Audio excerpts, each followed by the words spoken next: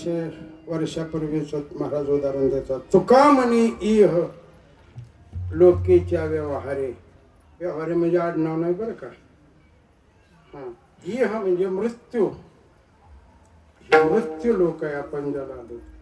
खाली पाताळ भेटत ते किती पाताळ आहे ते माळीबाबाने आम्ही गेल्या वर्षी सांगितले. ते किती नरक आहे ते सांगितलं का ना आपण.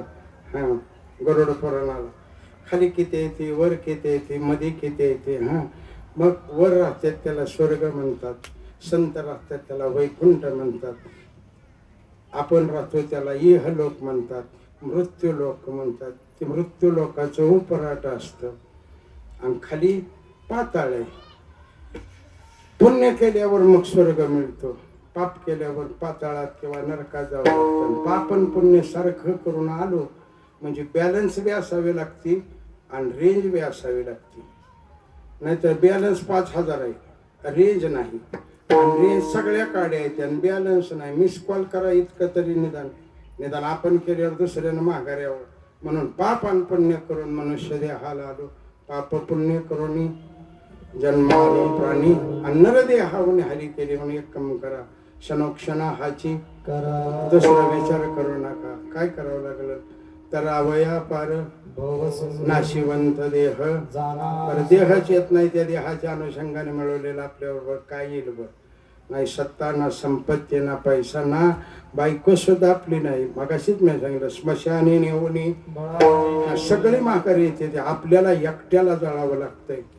मग त्या एकट्याला जळायसाठी निदान कळावं तरी का नाही. हां, म्हणून क्षणोक्षणा हाची करावा विचार, तरावया पार भव सिंधू नाशिवंत देह जाणार सकळ. आयुष्य खातो काळ सावधान, संताच्या संगतीत राहा. माझ्यावरचा परिणाम तीच आहे. मी मगाशी सांगितलं, मी असेल, सोमा महाराज असतील, आमच्यावर मठातल्या युवतीच्या बाबाची आमच्यावर कृपा झाली आणि त्या कृपेचा परिणाम आहे. नाहीतर माझी काही इथं उभारायची पात्रता लायकी सुद्धा नव्हती.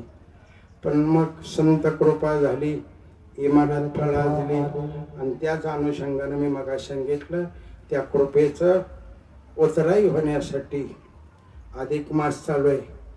आणि अधिक मासात असू शकतं, पण गेल्या वर्षी मागच्या अधिकात पाऊस होता, ह्या अधिकात ऊन आहे. अजून काही सगळ्याला जाग येईना, सभा मंडप होईना.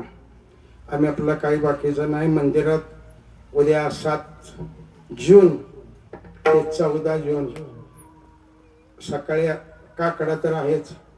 दिंड्या सगळ्या 6च्या 6 दिंड्या चालू आहेत. ज्ञानेश्वरी पारायण 8 ते 12 विठ्ठल मंदिरात ग्रामस्थाच्या वतीनं. अमोलदादा सगळ्यांनाच तुम्हाला आहे, कारण त्यांच्यात बरेच जण त्याच्यात कोणाका होण्यात 1 रुपया त्या विठ्ठल मंदिरात गुंतला आहे. त्याच्यामुळे ती ग्रामस्थाचं मंदिर आहे आणि ते बी मी तुम्हाला बोली करून घेतलंय. नाहीतर मी तसलं लोकांचं वजन बी घेतलं नसतं. त्यामुळे तुम्ही सगळ्यांनी केलेलं सहकार्य याही वर्षी यंदा 41 स्टॉल नवीन आणले. तर दिंड्या चालू आहे त्या 8 ते 12